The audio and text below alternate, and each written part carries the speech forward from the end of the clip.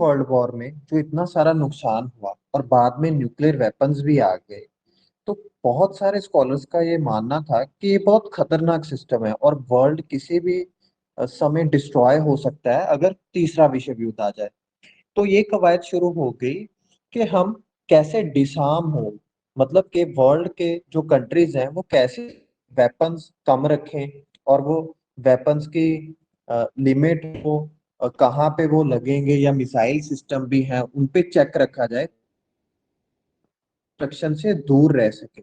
तो एक डिसआर्मामेंट का प्रोसेस चला क्योंकि लोगों को ये टेंशन थी काफी खतरनाक वेपन्स आ गए हैं अभी ह्यूमंस के पास और इससे ह्यूमैनिटी डिस्ट्रॉय हो जाएगी, इसका बहुत नुकसान था।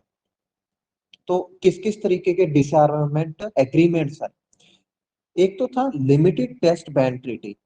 तो ये यूएस, यूके और यूएसएसआर ने 1963 में साइन किया। तो तब ये तीनों कंट्रीज के पास न्यूक्लियर वेपन्स थे। उन्होंने कहा हम न्यूक्लियर वेपन्स टेस्टिंग पे बैन लगा रहे हैं, मतलब कोई न्यूक्लियर वेपन टेस्ट इन जगह पे एटमॉस्फेयर, हमारे एटमॉस्फेयर में, आउटर स्पेस में भी नहीं हो सकता, या चांद में चले गए या एटमॉस्फेयर के ऊपर चले जाएं तो वहां पे कोई टेस्टिंग नहीं होगी, और अंडर वाटर ओशंस में, सीज में कोई टेस्ट नहीं होगा। तो ये लिमिटेड टेस्ट बैन ट्रीटी थी, टेरेस्ट्रियल टेस्ट हो, ये एग्रीमेंट लाया गया। न्यूक्लियर वेपन की डेवलपमेंट को भी रोका, जो इसका रेडिएशन है उसको भी स्टॉप करने के लिए, क्योंकि अगर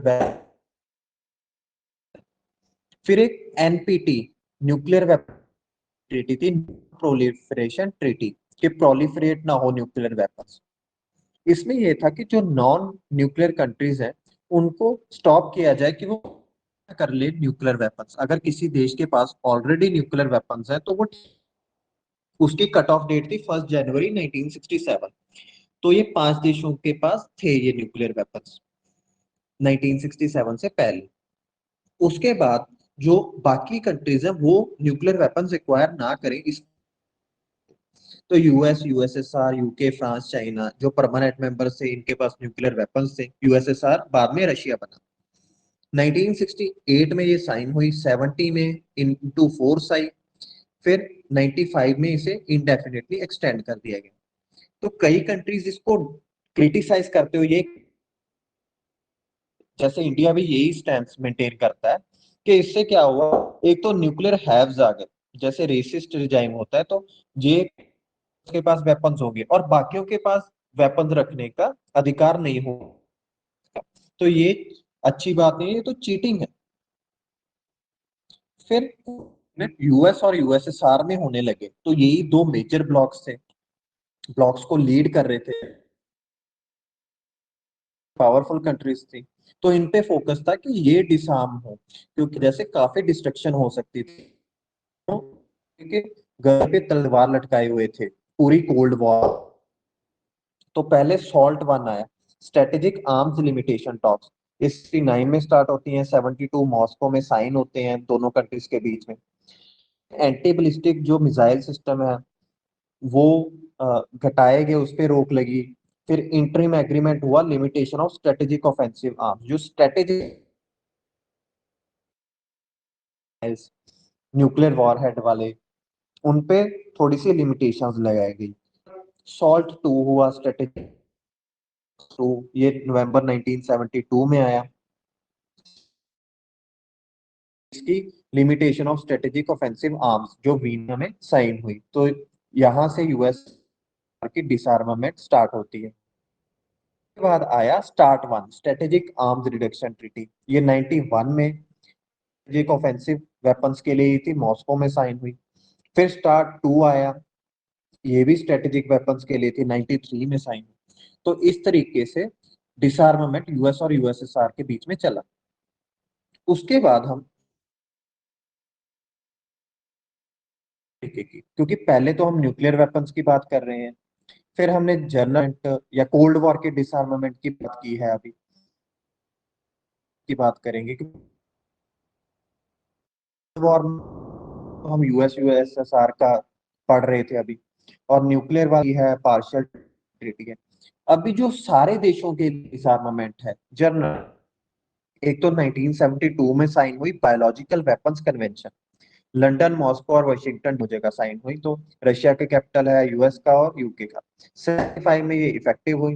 ये पहली मल्टीलेटरल डिसआर्मामेंट ट्रीटी थी जिस एक एंटायर कैटेगरी ऑफ वेपन्स के प्रोडक्शन पे रोक लगा दी। तो पूरे जो बायोलॉजिकल वेपन्स हैं उनका डेवलपमेंट, प्रोडक्शन, स्टॉक पाइलिंग उस पे बैन था।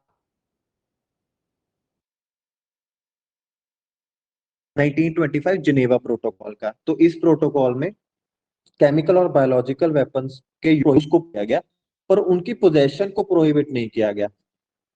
पर इस ट्रीटी ने कहा कि पोजेशन भी ना हो, डेवलपमेंट भी ना हो, फाइलिंग नहीं होगी। तो ये डिसआर्मामेंट में वेपन्स कन्वेंशन, तो ये भी जिनेवा प्रोटोकॉल का जो 1925 का था उसका ही सब